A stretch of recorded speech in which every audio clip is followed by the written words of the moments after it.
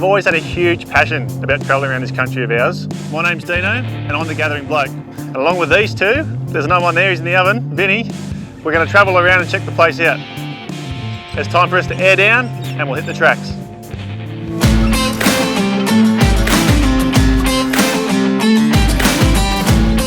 I'll show you how we went from this to this.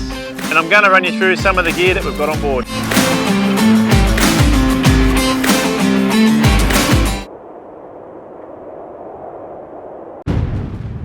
When setting up a touring vehicle, especially for the first time, it's really important to get in touch with someone that has a great deal of experience.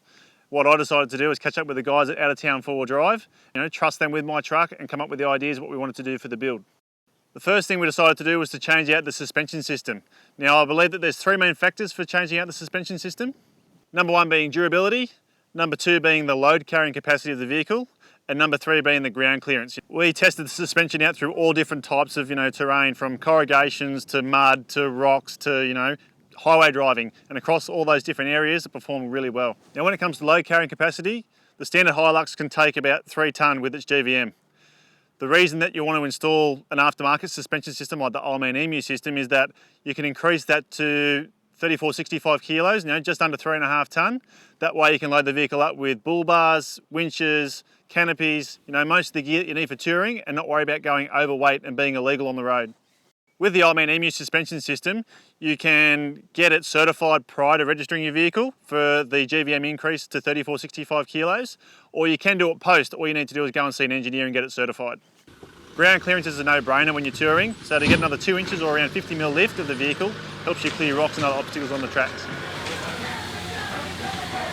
That's it, mate. All done. Suspension in.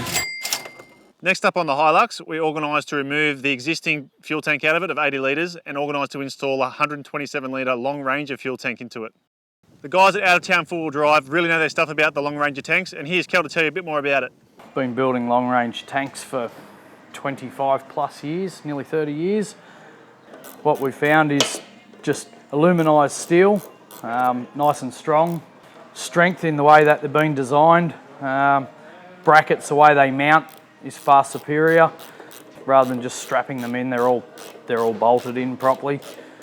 Whereas the manufacturer won't go over the tail shaft, we build the unit to go up and over the tail shaft, just utilising all the space. Some great examples of where we really utilised the extra 60% of fuel range on board with the Long Ranger was, touring along the Nullarbor, checking out along the cliffs there, organising to travel on the Gibb River Road, all those kinds of areas, and not having to worry so much about fuelling up and what our fuel economy was doing.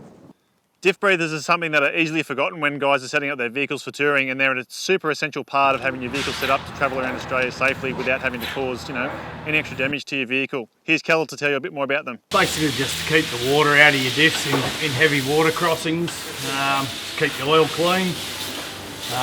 Diffs get hot while running along a highway, and then when you hit cold water it tends to suck the water in, cools them down rapidly and they suck water in. Running it up to the engine bay just allows them to breathe from a much higher point. So they are a really cheap and simple modification you can make to your 4-wheel drive, which can save you thousands of dollars in repairs and damages.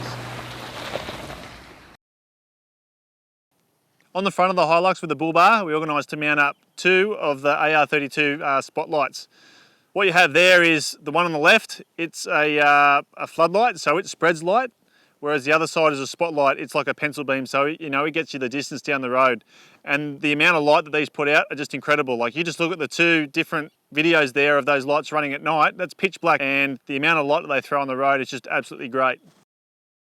There were definitely a few times on the trip the spotties saved us. This section here, we were travelling along the road. If we didn't have the spotties on, we wouldn't have seen the cattle till too late. But because we had the spotties on, they really lit them up really early. We were able to slow down, go around, and narrowly miss one at the end there.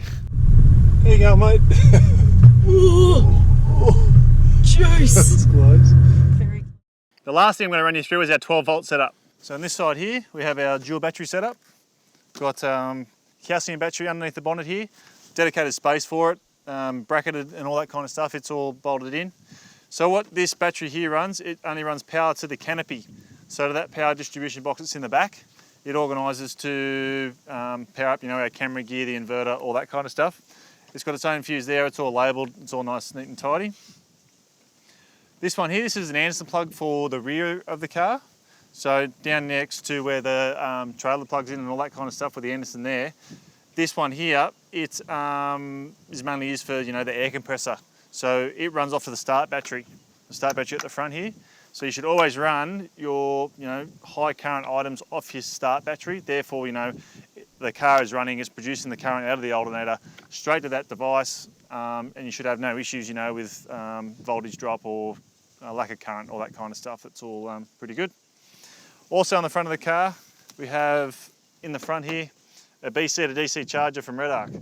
Now, the BC to DC charger, it organises to put 25 amps into this battery. So coming off the start battery, there's a feed that runs to the RedArc BC DC, then off to this battery. That way it monitors everything and makes sure everything is looked after. It's, you know, at full capacity when it needs to be, how much it should be charging, all that kind of stuff. It's a great little unit. Put it up the front here to keep it nice and cool out of the engine bay.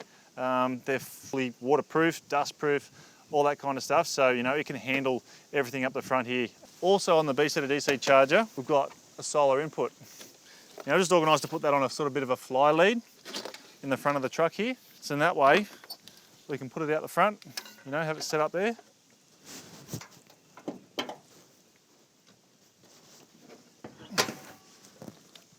Plug that in, you know, your solar panels on the bonnet here, whatever you need to do, and away you go.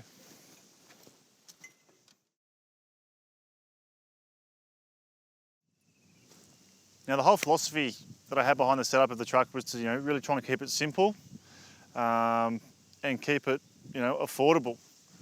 So many guys, you know, are running around in their 70 series Cruisers. Look, they're a great truck. I'd love to have one.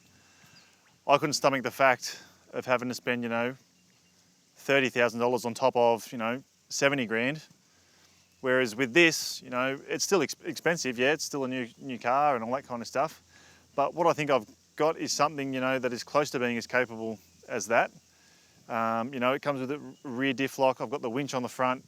I've really tried to think about the items that we've put on there and tried to be smart about what goes on there. It doesn't have all the bells and whistles because, you know, I don't think that it needs it. We, you know, we're trying to reduce weight and all those kinds of things. So I think when, you know, looking at setting up your own vehicle, keep in mind, you know, what you want to try and achieve with it, what you want to try and do, and just try and have a clear picture of what that is. I think, you know, I'm not going to go four driving over huge boulders, you know, with 35s and all that kind of stuff.